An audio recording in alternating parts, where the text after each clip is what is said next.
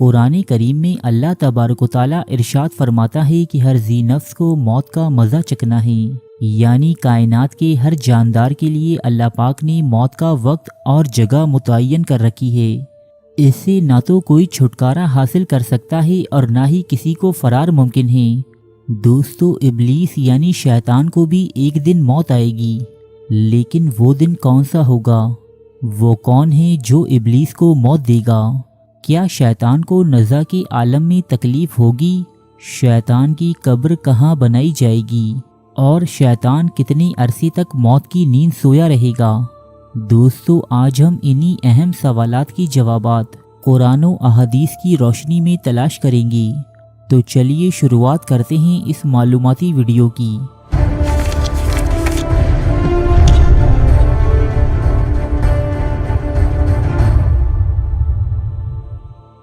جب شیطان مردود کو اللہ تبارک تعالیٰ نے اپنی نافرمانی کی پاداش میں جنت سے بے دخل کر دیا تو اس نے اللہ سے قیامت تک مہلت طلب کی کہ قیامت سے پہلے مجھے موت نہ آئے، اور اللہ پاک نے اسی وقت مقررہ تک یعنی ایک خاص وقت تک مہلت دی، جسے قرآن کریم کی سورہ ہجر کی آیت نمبر 36 تا 38 میں یوں بیان فرمایا گیا ہے۔ اس نے کہا، اے پروردگار، لوگوں کی زندہ کی جانے تک مجھے مہلت دی۔ اللہ تعالیٰ نے ارشاد فرمایا، تجھے مہلت دی جاتی ہے وقت معلوم تک کے لیے۔ دوستو، وقت معلوم کو مفسرین نے نفخہ صاعق لکھا ہے، یعنی جب حضرت اسرافیل علیہ السلام پہلی مرتبہ سور پھونکیں گے۔ دوستو، جب قیامت کی نشانیاں پوری ہو جائیں گی تو تمام اہل ایمان وفات پا جائیں گے۔ اس کے بعد 40 سال کا زمانہ گزرے گا کہ جس میں کوئی بھی بچہ پیدا نہ ہوگا، یعنی بروز قیامت ہر انسان کی عمر کم سے کم 40 سال ہوگی۔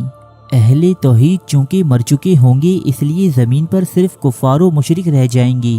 تفسیر در منصور جلد 5 صفحہ نمبر 71 پر درج ہے کہ جب مومنین کی وفات کو 40 سال گزر چکے ہوں گے تو پھر حضرت اسرافیل علیہ السلام پہلی بار سور پھونکیں گے، جسے نفخہ صاعق یا نفخہ اولیٰ بھی کہتے ہیں۔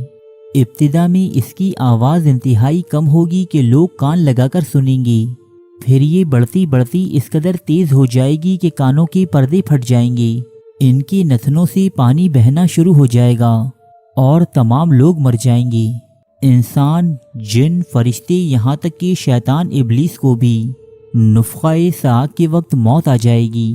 اس کے 40 سال بعد حضرت اسرافیل علیہ السلام دوسری مرتبہ سور پھونکیں گے، جسے نفخہ ثانیہ یا نفخہ بعث بھی کہتے ہیں۔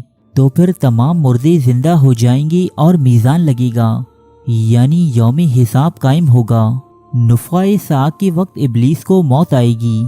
نفخہ صاعق اور نفخہ بعث کے درمیان 40 سال کا عرصہ ہوگا، اور یہ کہ ابلیس 40 سال تک مردہ رہے گا۔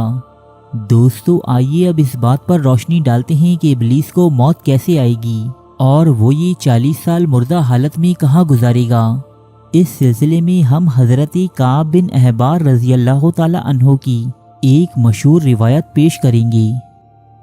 حضرت کعب بن احبار رضی اللہ تعالی عنہ ارشاد فرماتے ہیں کہ جب ابو البشر یعنی حضرت آدم علیہ السلام کی وفات کا وقت قریب آیا تو آپ پریشان ہو گئے اور اللہ تبارک و تعالیٰ سے عرض گزار ہوئی، اے اللہ، میری موت سے میرا ازلی دشمن بہت خوش ہوگا، کیونکہ میں مرنے والا ہوں اور وہ قیامت تک زندہ رہے گا۔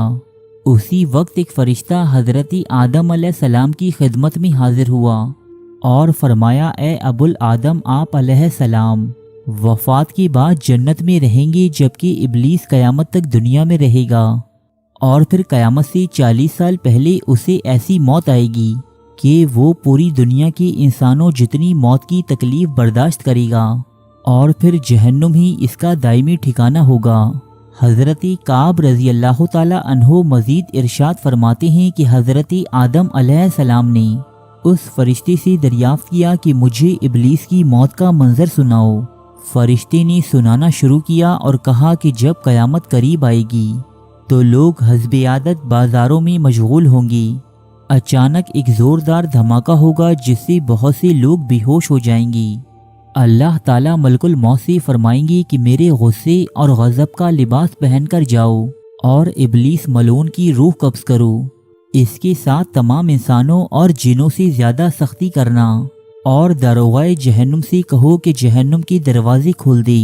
ملک الموت غیظ و غضب میں بھرے بہت سے فرشتوں کے ساتھ دنیا میں اس طرح آئیں گے کہ آسمان و زمین والے دیکھ لیں تو خوف کے مارے پگھل جائیں۔ یہ ابلیس کے پاس پہنچ کر اسے بہت زور سے ڈانٹ پلائیں گے، جیسے ابلیس بری طرح دھاڑے مار مار کر چیخے گا۔ اگر دنیا والے اس کی آواز سن لیں تو بے ہوش ہو جائیں۔ ملک الموت ابلیس سے کہیں گے کہ خبیث، تو نے بہت طویل عمر پائی اور بے شمار انسانوں کو گمراہ کیا جو تیرے ساتھ جہنم میں جائیں گی۔ آج ان سب کے برابر تجھے موت کا مزہ چکھاؤں گا۔ تیری مہلت اور ڈھیل کا وقت ختم ہو چکا، اب تو موت سے بھاگ نہیں سکتا۔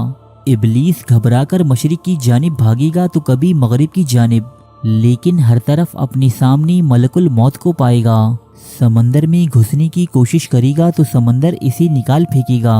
یہ حضرت آدم علیہ السلام کی قبر کے پاس کھڑا ہو کر کہے گا، اے آدم، تیری وجہ سے میں ملعون و مردود بنا، کاش کہ تم پیدا ہی نہ ہوتی۔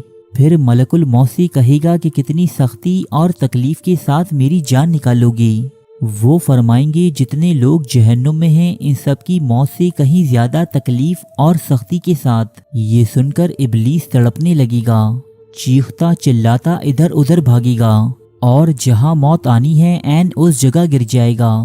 وہ جگہ آگ کی انگاری کی طرح سرخ ہوگی۔ دوزخ کی اوزاروں کے ذریعے تڑپا تڑپا کر ابلیس کی جان نکالی جائے گی۔ جب تک اللہ تعالیٰ چاہے گا شیطان حالت نزع اور موت کی تکلیف میں مبتلا رہے گا۔ اس دوران آدم و حوا علیہ السلام سے کہا جائے گا، ذرا اپنی دشمن کو دیکھو کہ کس طرح ذلت کے ساتھ مر رہا ہے۔ وہ اسے دیکھ کر خوش ہوں گے اور کہیں گے، یا اللہ، تو نے ہم پر اپنی نعمت مکمل فرما دی۔